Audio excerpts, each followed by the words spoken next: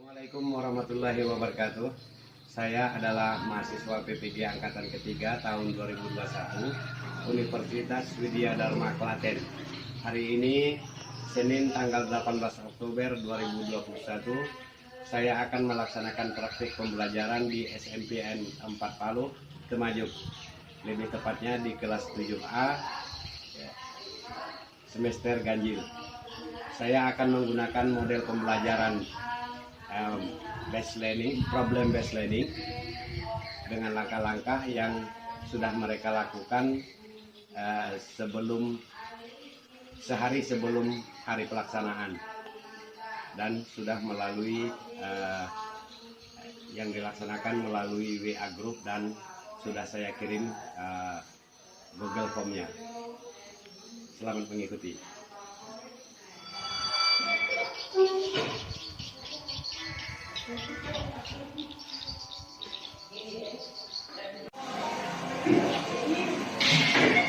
Assalamualaikum warahmatullahi wabarakatuh. Apa kabar semuanya? Alhamdulillah, sehat semuanya? Kesehatan adalah anugerah Tuhan yang sangat luar biasa, yang mungkin jarang orang mensyukuri. Terkait masalah kesehatan, meskipun daerah kita sudah memperbolehkan tatap muka dalam pembelajaran, namun Bapak imbau sekali lagi, meskipun kita sudah divaksin, tapi kita jangan takabur. Dalam arti, kalau kita keluar rumah, prokes lalu kita abaikan, terutama ketika kita berada di tempat-tempat yang keramaian. Baik, untuk memulai pembelajaran hari ini, supaya pembelajaran kita lebih hikmat dan lebih lancar, marilah kita bersama-sama berdoa. Untuk itu, silakan dipimpin oleh ketua kelas. Sebelum belajar, marilah kita berdoa. Doa mulai.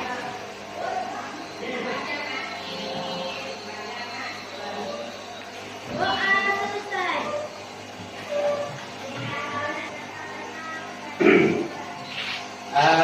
Sebelumnya Bapak akan mengabsen kepada ketua kelas. Ada yang tidak hadir? Ya, berapa orang? 4 orang. Karena sakit bukan? Bukan. Ya. Mudah-mudahan mereka yang punya urusan segera dilancarkan urusannya. Baik, sebelum kita memulai pembelajaran, ada beberapa hal yang ingin Bapak tanyakan, yaitu tentang materi sebelumnya, di mana kita telah belajar tentang perumusan dan pengesahan Dasar Negara dan Undang-Undang Dasar Negara Republik Indonesia tahun 1945. Salah satu di antaranya hasil sidang PPKI yang pertama yang sangat penting, yaitu ada yang ingat? Mengesahkan Undang-Undang Dasar 1945. Iya, bagus. Mengesahkan Undang-Undang Dasar 1945. Yang kedua, ya silakan. Ya, silakan. Iya. Melantik wakil presiden. Jadi melantik Insinyur Soekarno sebagai presiden dan Muhammad Hatta sebagai wakil presiden. Yang ketiga, ya silakan jadi. Membentuk Komite Nasional Indonesia Pusat.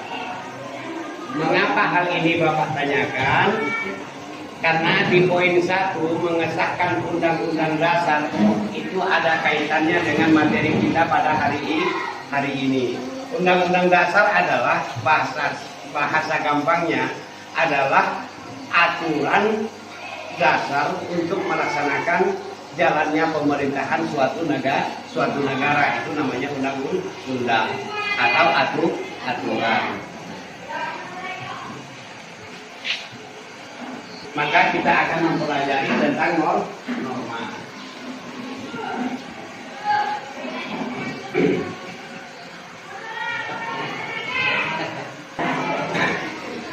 silakan dengarkan Bapak baik-baik ya. Terkait masalah materi kita pada hari ini adalah ya, norma dan keadilan. Kemudian materinya adalah norma dalam kehidupan bermasyarakat. Nah, kompetensi inti atau kemampuan inti yang harus kita peroleh setelah pembelajaran ini adalah ada 4. Yang pertama adalah ini menghayati dan mengamalkan ajaran agama yang dianutnya, kemudian menghayati dan mengamalkan perilaku jujur, disiplin, tanggung jawab, peduli, termasuk gotong royong, kerjasama, toleran, damai, santun dan sebagainya. Kemudian ini termasuk kompetensi spiritual, ini namanya kompetensi sosial, dan yang ketiga ini adalah memahami, menerapkan, menganalisis ini kemampuan pengetahuan yang diharapkan. Kemudian mengolah, menalar dan menyaji dalam ranah konkret, ini termasuk kompetensi keterampilan. Nah, dari kaki ini, kompetensi inti ini diperolehlah kompetensi dasar. Satu, yang pertama adalah menghargai norma-norma keadilan yang berlaku di dalam masyarakat, kemudian mematuhi norma-norma yang berlaku dalam kehidupan bermasyarakat, kemudian yang ketiga adalah memahami norma-norma yang berlaku dalam kehidupan bermasyarakat untuk mewujudkan keadilan, dan yang keempat adalah mengampanyekan perilaku sesuai norma-norma yang berlaku di dalam masyarakat. Nah, dari tadi ini Bapak dapatkan yang namanya indikator pencapaian kompetensi. Indikator artinya petunjuk, pedoman. Jadi untuk spiritualnya kalian harus dapat perilaku beriman dalam pembelajaran norma dalam kehidupan bermasyarakat. Kemudian perilaku bersyukur. Syukur kita karena ada norma. Bagaimana kalau kehidupan kita tidak ada norma, tidak ada aturan di dalam kehidupan.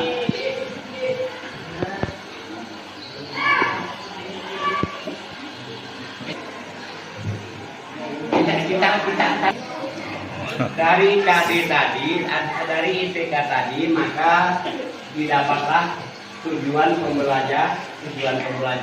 Inilah yang akan kita capai selama 80 menit ke depan.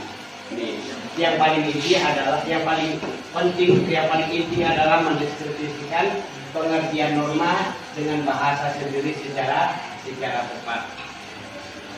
Itu yang akan kita capai. Nah, baik,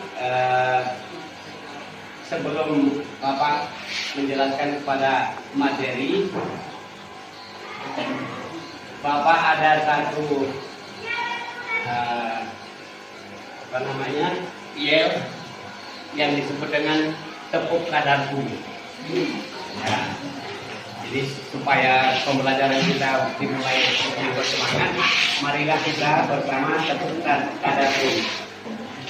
Tepuk keluarga sadar hukum itu ada 17, 23, 23, 23, 2. Paham? Ya. Sekarang kita mulai. Tepuk kadarkum. Lagi.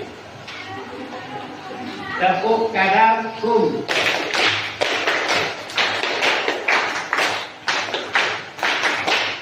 Ulang.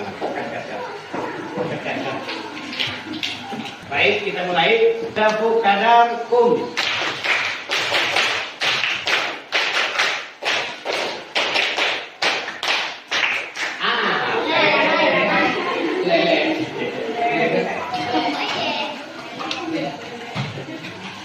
Baik, ya. Jadi pertanyaan yang pertama,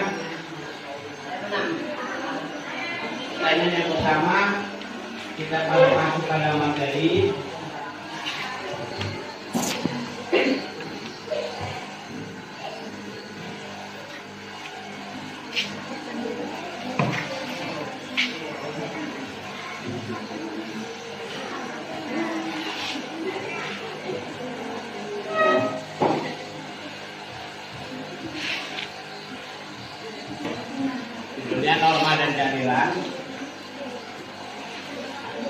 definisi seperti yang Bapak sebutkan tadi di dasar.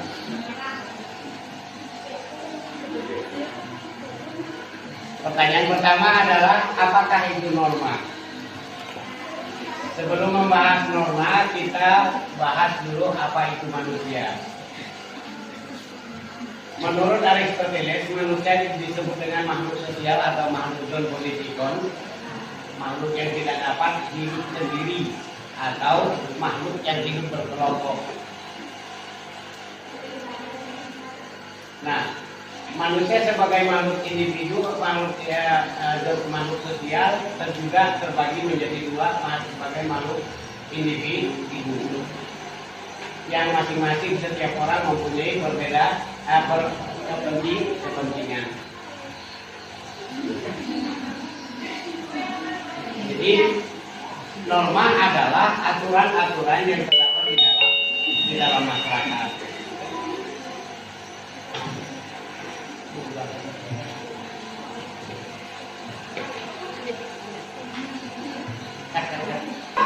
Baik, jadi kita mulai dari pertanyaan pertama, yaitu apa yang dimaksud dengan norma. Silakan dibaca si Alini. Norma. Norma adalah keadaan yang manusia. Ketentuan yang mengatur kehidupan warga masyarakat dipakai sebagai panduan, tatanan, dan mengendali tingkah laku. Aturan yang mengatur tingkah laku manusia dalam kehidupan sehari-hari. Iya, terima kasih. Jadi banyak macam cara orang mengerjakan pengertian norma. Tapi untuk pemahaman kalian bahwa yang dimaksud dengan norma adalah aturan-aturan yang terdapat di dalam masyarakat, baik yang tertulis maupun yang tidak tertulis, berisi perintah dan larangan. Nah, sebagai panduan dalam bertingkah laku di dalam suatu masyarakat, dan bagi yang melanggar akan mendapat sanksi. Itu namanya peraturan. Harus ada sanksi. Jadi bahasa singkatnya, norma adalah aturan-aturan yang ada di dalam masyarakat. Kemudian dari segi kekuatan mengikatnya, norma itu terbagi menjadi 4.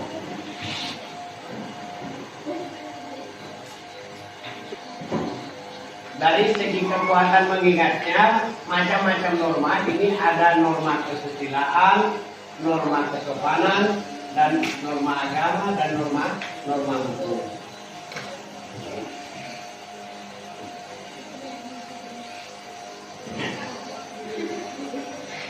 Silakan dibaca ya. Di norma kesusilaan adalah berkenaan dengan pendidikan palsu dan suara hati nurani manusia. Iya, terima kasih. Jadi norma kesusilaan adalah peraturan hidup yang berlaku dan hati nurani manusia. Siapapun manusianya, yang penting dia punya hati, pasti punya hati nurani. Bagi yang melanggar norma ini, sanksinya hanya berupa penyesalan, rasa bersalah, gundah gulana, dan ini sifatnya berlaku universal. Berlaku universal artinya menyeluruh setiap manusia, siapapun. Nah, untuk contohnya misalnya berbohong, berdusta, tidak jujur, menipu orang, dan sebagainya. Itu norma kesusilaan. Lanjut. Ya.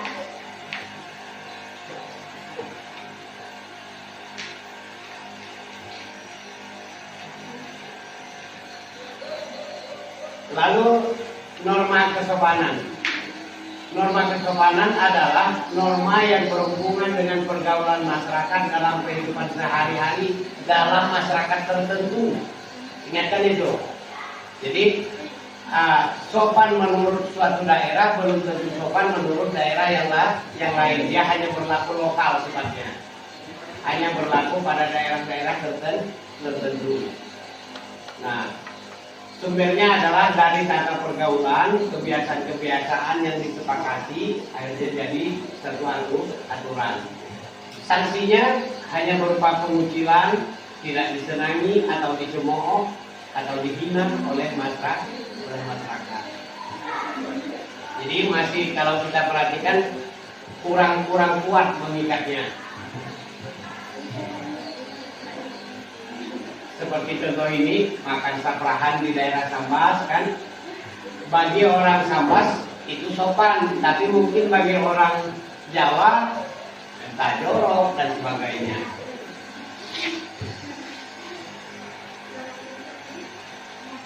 Kemudian norma agama. Norma agama adalah sekumpulan kaidah atau peraturan hidup manusia yang sumbernya dari Tuhan. Di mana kita dapat? Dari mana kita dapat bahwa sumbernya dari Tuhan? Melalui kitab suci masing-masing agama. Islam apa kitab sucinya? Al-Quran. Kristen Injil. Hindu Weda. Buddha Tripitaka namanya. Sambil dicatat ya,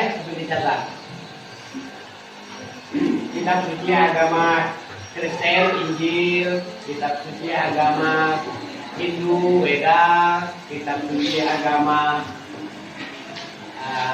Buddha Tripitaka. Itu kan pengetahuan SD. Kitab sucinya, tempat-tempat ibadahnya. Tempat ibadah agama Islam di mana? Di Kristen? Gereja. Buddha? Di wihara. Kalau Hindu? Di pura. Norma agama itu diturunkan oleh Tuhan. Dengarkan baik-baik. Meskipun norma agama ini diturunkan oleh Tuhan, tapi norma ini banyak orang langgar. Dengarkan baik-baik. Meskipun norma ini diturunkan oleh Tuhan, tapi banyak norma ini dilanggar oleh orang. Apa sebab kira-kira?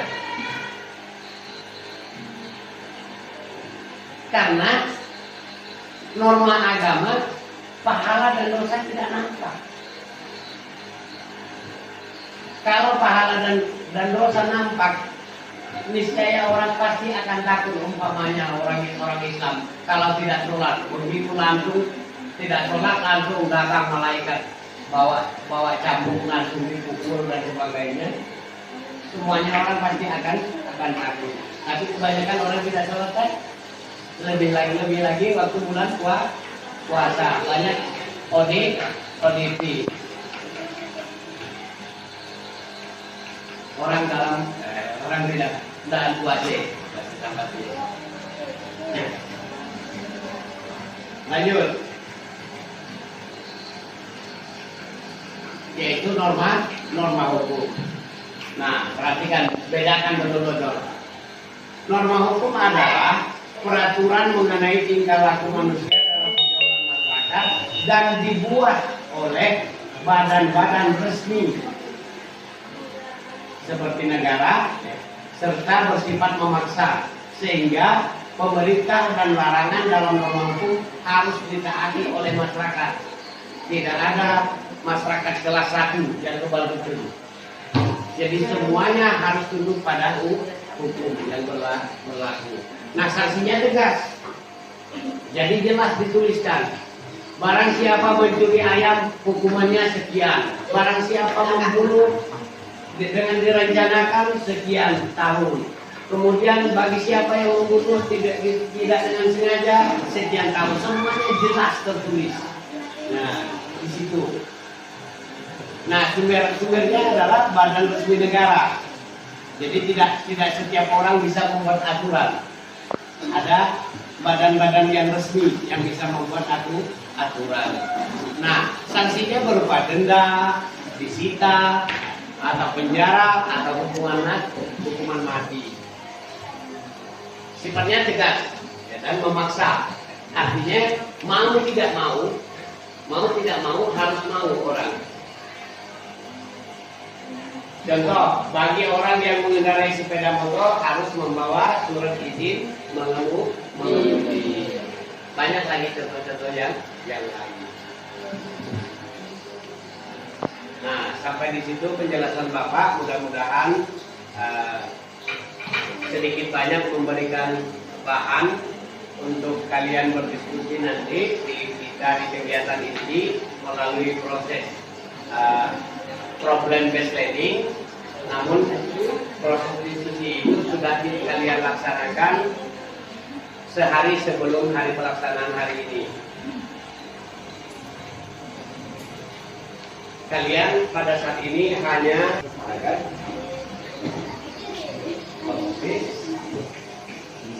kelompok C dan kelompok B. Silakan dituliskan dulu nama-nama teman-temannya, tulis. Menit untuk menulis hasil diskusi kalian. Silakan dituangkan. Di situ diperhatikan seperti yang Bapak kirimkan, ya. Gambar 1, gambar 2, dan gambar 3. Nah, Pak.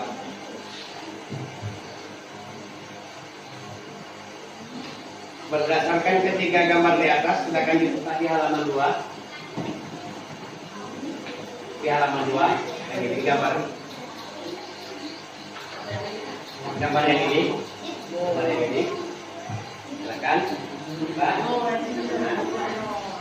Di gambar 1 silakan diamati, kemudian kalian komentari. Amati gambar yang kedua, dikomentari, dan yang ketiga dikomentari. Dan itu sudah kalian lihat di WA saya. Dan, nah, silakan dituangkan.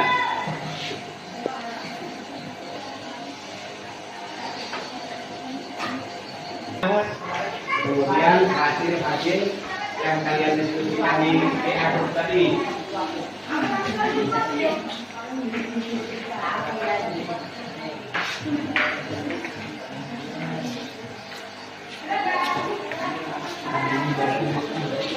Ada yang kesulitan? Paling masalahnya masalah sinyal waktu diskusikan. Biasa daerah kita kan sinyalnya masih leleh. Tapi syukur ada.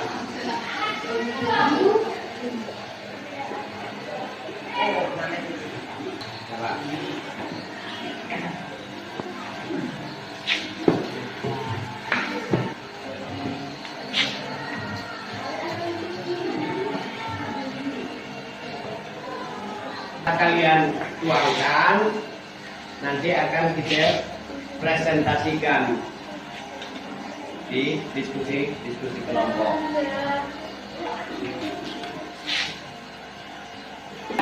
Belum. Ya, sudah selesai semuanya? Nah, baik.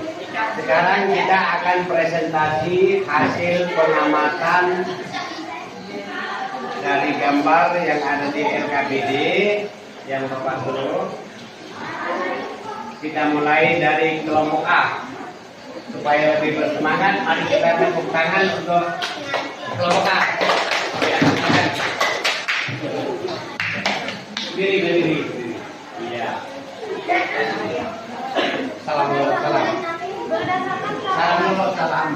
Assalamualaikum warahmatullahi wabarakatuh.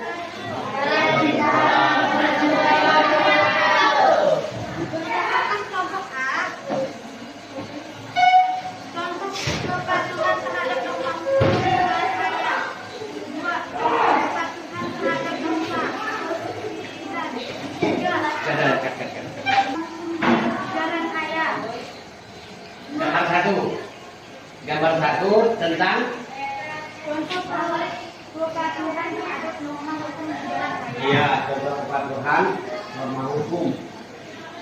Gambar 2. Contoh kepatuhan terhadap norma kesusilaan. Contoh Kepatuhan terhadap norma kesusilaan. ya, silakan. Gambar 3. Kepatuhan terhadap norma kesusilaan. Ketidakpatuhan terhadap norma kesusilaan. Kemungkinan pada yaitu kalau yang dilakukan aturan bagi yang tidak melanggar yaitu tidak taat atau melanggar aturan perjalanan. Remaja hasil diskusi kelompok yang Ya, tepuk tangan untuk kelompok. Biasa, yang namanya latihan, meskipun kita udah pandai bicara, ya, belum. Halo, Mas. Selanjutnya kita beri kesempatan kepada kelompok B, C, dan D untuk menanggapi hasil daripada diskusi kelompok A. Silakan. Ada yang ingin bertanya? Dia, silakan. berdasarkan yang kami dengar hasil diskusi kelompok A bahwa gambar kedua adalah contoh kepatuhan terhadap norma kesusilaan. Apakah itu benar? Menurut kami, nyontek itu adalah perbuatan yang melanggar norma kesusilaan. Iya. Apa kelompok yang lain setuju dengan pendapat kelompok B? Ya. Gambar B atau gambar yang kedua itu bukan kepatuhan tapi melanggar norma kesusilaan. Menyontek itu perbuatan yang tidak jujur. Ya, selanjutnya kita persilakan kepada kelompok C untuk mempresentasikan hasil diskusinya. Kepada kelompok C kami persilakan. Salam dulu, salam. Assalamualaikum warahmatullahi wabarakatuh. Berdasarkan hasil pengamatan kami dari kelompok C. Nomor 1, tentang perilaku masyarakat yang patuh pada aturan. Nomor 2, tentang contoh perilaku yang bertentangan dengan norma hukum. Nomor 3, tentang kepatuhan terhadap norma hukum. Nomor 2, ada sebagian orang baru akan patuh berdasarkan norma hukum. Jadi faktor penyebab orang tidak patuh apa berdasarkan hasil diskusi kalian? Ada sebagian orang baru akan patuh berdasarkan norma hukum. Orang akan patuh kalau ada untung rugi.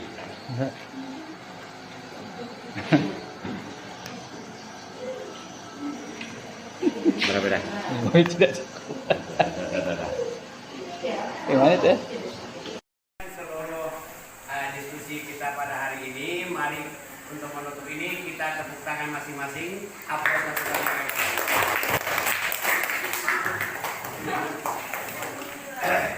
Demikian tadi diskusi kita. Ada beberapa hal yang ingin Bapak sampaikan, ingin Bapak tanyakan tentang proses pembelajaran kita hari ini. Apa manfaat yang dapat kita peroleh dari hasil diskusi tersebut? Apa? Yaitu yang pertama adalah kerjasama. Dengan bekerja sama, semua permasalahan yang Bapak berikan di LKPD itu dapat kalian selesaikan dengan disiplin dan tanggung jawab. Nah, selanjutnya kita akan menyimpulkan dari hasil pembelajaran kita pada hari ini. Yang pertama, Bapak akan menanyakan apa itu norma. Ada yang ingin jawab? Ya, silakan. Iya, norma adalah aturan-aturan yang ada di dalam masyarakat. Bapak tambahkan. Jadi aturan-aturan itu ada yang berbentuk tertulis dan ada yang tidak tertulis.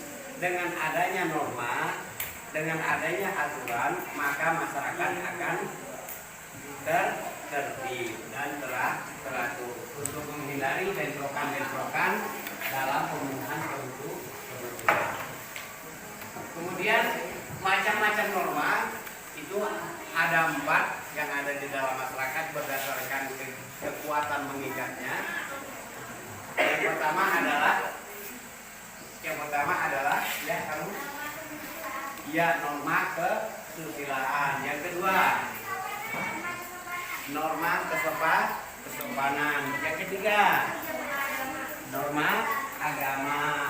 Yang keempat norma hukum. Nah, jadi